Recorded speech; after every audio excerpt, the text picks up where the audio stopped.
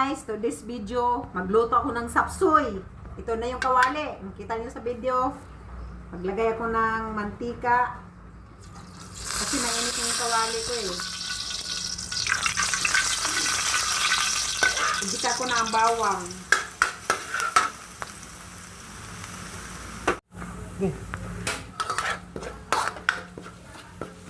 Ayan guys, saka ko na isunod yung sibuyas. Kasi gusto ko mag-brown yung bawang. Ayan na yung bawang, oh, nag-brown na, mabango. Gusto ko mabango. Tapos isunod ang sibuyas. Tapos hintayin ko rin yan na bumango ang sibuyas. Ito na guys, ang bango na ng sibuyas at saka bawang.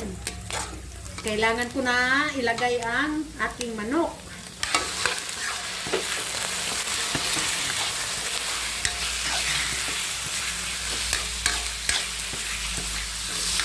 Isangkutsa ko siya ng maigi para mawala ang lansa ng manok.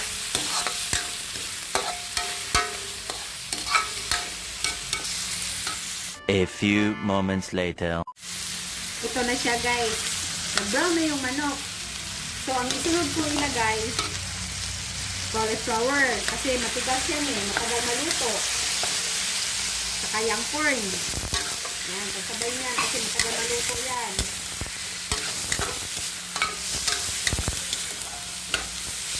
Tapos, kailangan kong takpan muna. So, tingnan natin guys. Ayun.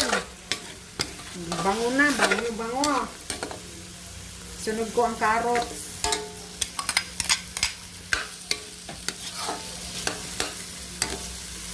Saka sayote.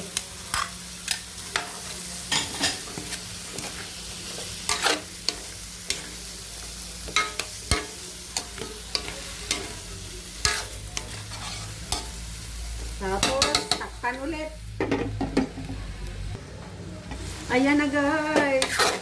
Ang sarap. Mabango na. Tapos, ayun, may ilalagay pa ako yung ulo ng pichay bagyo.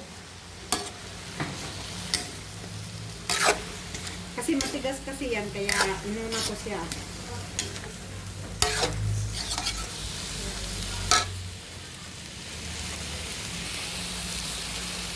Lagay ako ng tubig.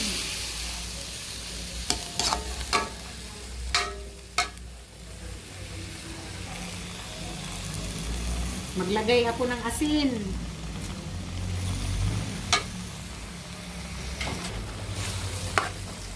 Tapos maglagay ako ng chicken cube. Pangpasarap yan.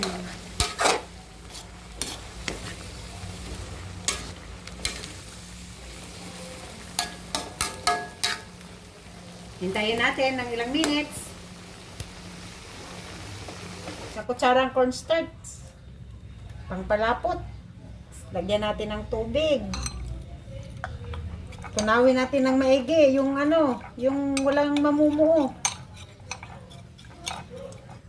Ayan, tunaw na yan.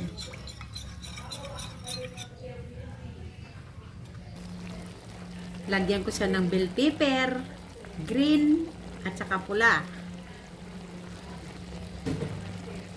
Pangpabango yan. Tapos ito na yung dahon ng pichay.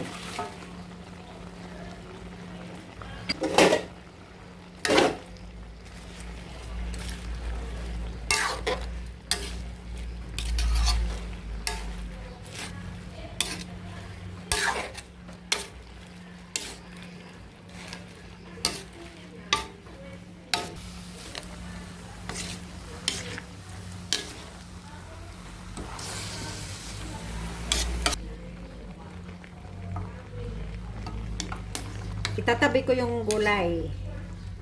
Dito muna tayo sa kunting sabaw.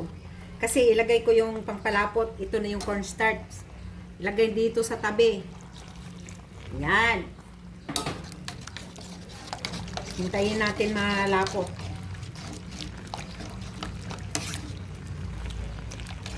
Hindi na ako naglagay ng mga itlog, ng pugo, atay ng manok. Hindi na. Kasi sinimplihan ko lang ito. Pero masarap to.